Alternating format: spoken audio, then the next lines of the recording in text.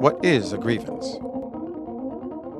A grievance is a complaint, claim, or dispute arising under the current contract.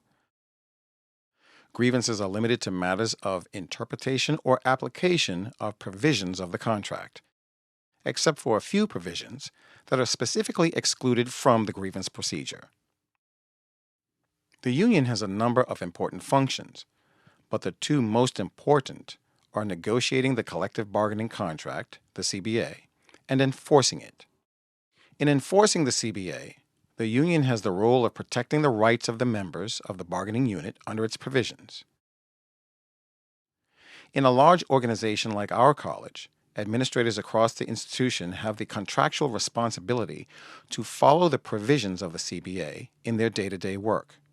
Too often, we find that many of them either do not know the provisions of the CBA that are relevant to their work, or sometimes a few will consciously violate the contract for one reason or another. When a violation of the CBA occurs, the affected member comes to the union. An investigation of the facts of the case is begun. The grievance officer will make a finding, and if the complaint has merit, the union will file a grievance.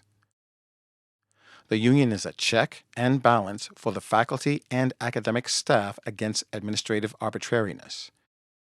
As such, it makes the college a fairer place to work and live. What should I do if I think I have a grievance? Please contact the union as soon as possible.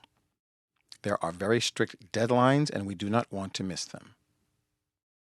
What happens if I have a grievance? First, we try to settle the matter informally with a conversation between the union, the member, and the appropriate member of the administration. If this works, this is the most efficient way to settle disputes. If that fails, we begin the more formal process of filing a grievance. This means that we write a formal letter to the appropriate administration member within 15 working days following the time at which the grievant could have been reasonably aware of its occurrence.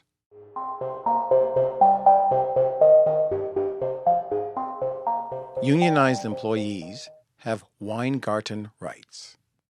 This is the right to have a union representative present during a meeting in which management is questioning an employee, and the employee may be disciplined in some way as a result of answering the questions.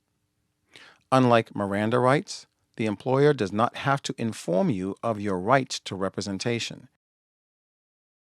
If you believe that you will be questioned in a meeting and that there will be negative consequences for you as a result, here is our advice. You must make a clear request for union representation either before the meeting takes place or during the questioning.